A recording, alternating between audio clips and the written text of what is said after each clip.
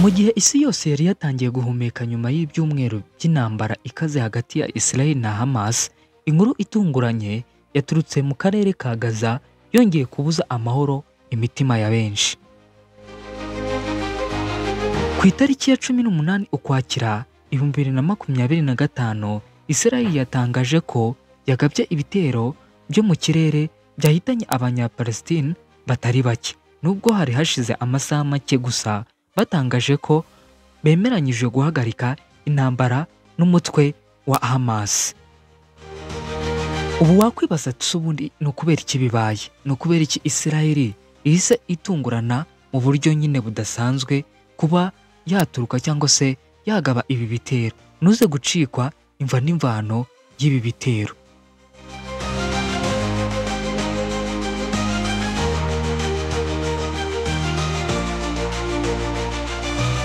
Mu mpera z'ukwezi kwa Nzeri 2025, nyuma y'ibyumweru byinshi by'imirwano hariya i Rafah, Khan Younis cyangwa se hariya muri Gaza City, amahanga yaratangiye gushyiraho igitutu gikomeye ku mpande zombi, aho Misiri, Qatar n'umuryango w'abibumbye UN nibo bari bafashe iya mbere mu guhagarika iyi ntambara.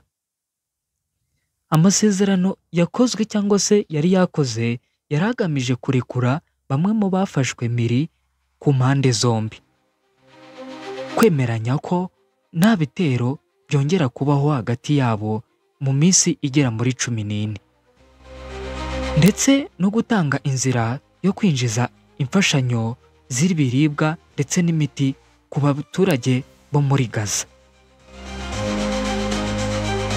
Iyi myanzuro cyangwa se amasezerano byari bimaze gutanga icyizere ku baturage ba Gaza bari bamaze amezi atari make mu buzima bwuzuyemo umubabaro, inzara ndetse n'ubwoba.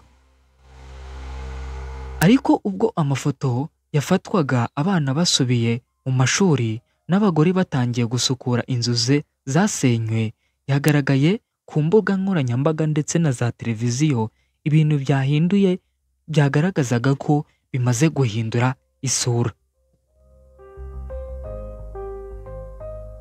Nk'uko ibinyamakuru cyangwa se ikinyamakuru cya Al Jazeera English cyabitangaje, Israel yatangaje ko yagabye ibitero byo mu kirere muri Gaza mu rwego rwo kwihorera ku gitero cyavugwaga ko cyakorewe abasirikare bayo babiri hariya i Rafah n'umutwe wa Hamas.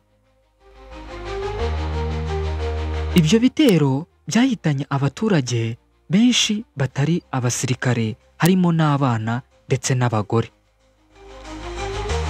Nubwo Israel yavugaga ko icyo gitero cya Rafah cyarimo impamvu, umutwe wa Hamas yabyamaganiye kure, ivuga ko ibyo ari urwitwazo rwo gukomeza kwica ndetse no guhohotera abaturage b'inzirakarengane mu rwego nyine rwo gukomeza umurwano cyangwa se intambara.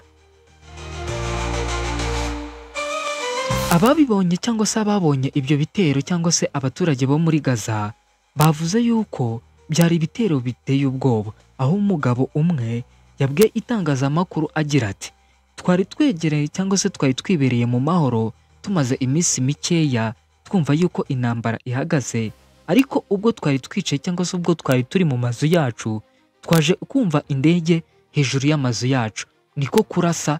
Hanyuma y'ibihe bito cyangwa se yo kubona cyangwa se yo kumva ibyo bitero byari bigabye, umuryango wanjye waje kwasigira cyangwa se waje kwatakariza ubuzima.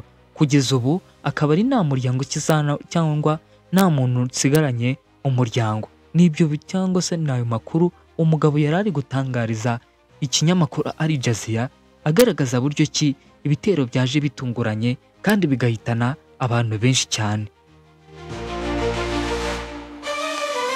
Amafoto y'abantu barira, abandi batabara cyangwa se bataburura imibiri y'abasigaye cyangwa se y'abasenywe cyangwa se y'abaguyeho inzu, yagaragaje cyangwa se yacicikanye ku mbuga nkoranyambaga hirya no hino, agaragaza ubutabazi cyangwa se agaragaza ubutabera bwabayeho hagati y'icyo gitero cyabaje cyangwa se cyabashije kugabwa kuri Gaza na Israel.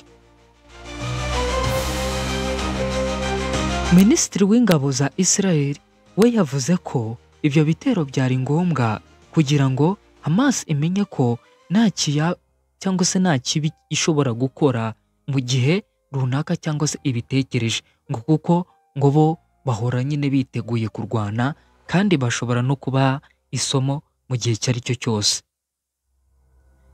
Ariko abasesenguzi benshi bavuga ko Israel ishobora kuba yabikoze cyangwa se yabitewe n'igitutu cy'Abayisiraheli cyangwa se n'abaturage babo, bagaragaza cyangwa se bitotombera yuko batabarutse cyangwa se barekuye mu gihe cyo kuvuga ngo ni amasezerano gusa yasinywe, batatabarukanye intsinzi ifatika. Nyine bo bivumvaga yuko nyine byaba byiza byari guseswa yuko intambara iri gusozwa bitanyuze mu kwandika cyangwa se mu magambo gusa, ahubwo batabarukanye intsinzi igabanuka cyangwa se igaragara. Akaba ariyo mpamvu yo bashobora kuba nyine bagabye icyo gitero. Hamas ku rundi ruhande yatangaje ko ibyo byarenze ku nyuma cyangwa se byari igitero gica inyuma kikarenga ku masezerano cyangwa se bagiranye hagati yabo, bigaragara yuko nyine bo bakifuza intambara. Aho amashami menshi y'umuryango w'abibumbye harimo n'iyo twita UNRWA n'abanyamuryango bo muri Qatar na Misiri bagaragaje uburakari bwinshi budasanzwe kandi bugaragaza yuko ibintu nyine Israel yakoze byari ibintu bidasanzwe cyangwa se byari ibintu bitari byitezwe. Mu gihe amahanga akomeza gusaba ko habaho komisiyo yigenga isuzuma ibyo bitero, abaturage bo muri Gaza baravuga ko amahanga cyangwa se amahoro ahora nyine yitezwe nk'aho ari inzozi zitazigera zibaho, kuko ngo ibyo bintu bahora babyifuza cyangwa se bahora bifuza kugira amahoro, ariko intambara ntabwo zigihora cyangwa se ntabwo zijya zicika, kuko ibi si ubwa mbere ibi bintu nk'ibi bibaye mu myaka irenga 15 ishize, aho Israel na Hamas bamaze kugirana amasezerano menshi yo guhagarika intambara, ariko hafi ya yose ahora avuguruzwa cyangwa se ahora ateshwa agaciro n'ibikorwa byabo nyine bahora bakora mu rwego rwo guhora nyine bashaka guhangana ari nta mahoro bashaka hagati yabo. Bisobanura yuko ari bwa bushake cyangwa se ari bwa gushaka guhora bagaragaza imbaraga hagati yabo,